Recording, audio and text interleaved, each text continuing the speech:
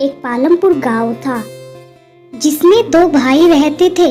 एक भाई गरीब था लेकिन वह ईमानदार और मेहनती था और वह दिन भर अपने भाई के खेतों में काम करता रहता। वह अपनी बेटी और पत्नी के साथ छोटे से मकान में रहता था और दूसरी तरफ उसका भाई बहुत अमीर था लेकिन वह बहुत लालची था। वह अपने बेटे और पत्नी के साथ एक बड़े घर में रहता।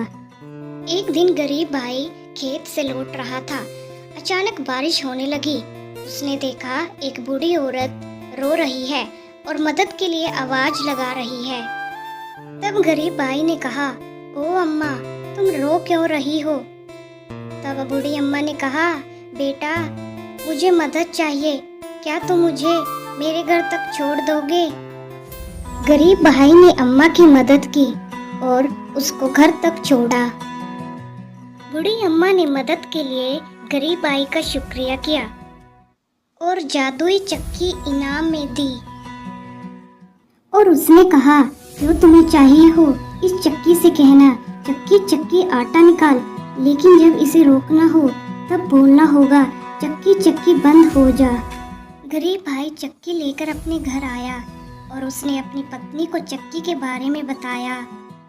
तभी उसकी पत्नी को चक्की का इस्तेमाल करने की उत्सुकता हुई। उनके घर में खाने के लिए कुछ भी नहीं था। गरीब भाई ने चक्की से कहा, चक्की चक्की आटा निकाल, चक्की चक्की आटा निकाल।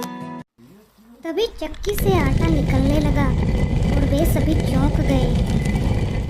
उन्होंने चक्की का सही इस्तेमाल किया और अपनी एक किराने की दुकान खोल ली। देखते ही देखते भी कुछ दिनों में अमीर हो गए।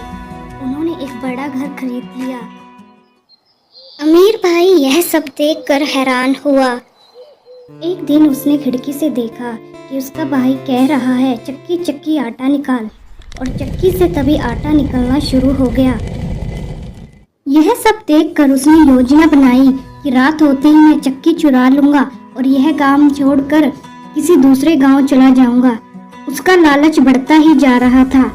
उसने सोचा कि अब तो मैं अमीर हो जाऊंगा और मेरे पास पैसे ही पैसे होंगे।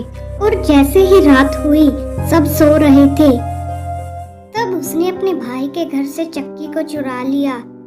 फिर वे गांव को छोड़ने के लिए नाव पे सवार होने लगे।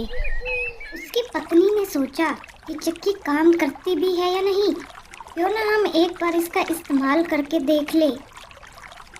तब उसके पति ने कहा, चक्की चक्की नमक निकाल, चक्की चक्की नमक निकाल। चक्की से नमक निकलना शुरू हो गया। उन्हें चक्की चलाने का तो पता था लेकिन बंद करने का उपाय नहीं पता था और इसीलिए नाव सारी नमक से भर गई और डूबने लगी। और देखते ही देखते वे तीनों नाव के साथ डूब गए। ऐसी और इंटरेस्टिंग स्टोरी सुनने के लिए हमारे चैनल को सब्सक्राइब करें और लाइक करें। धन्यवाद।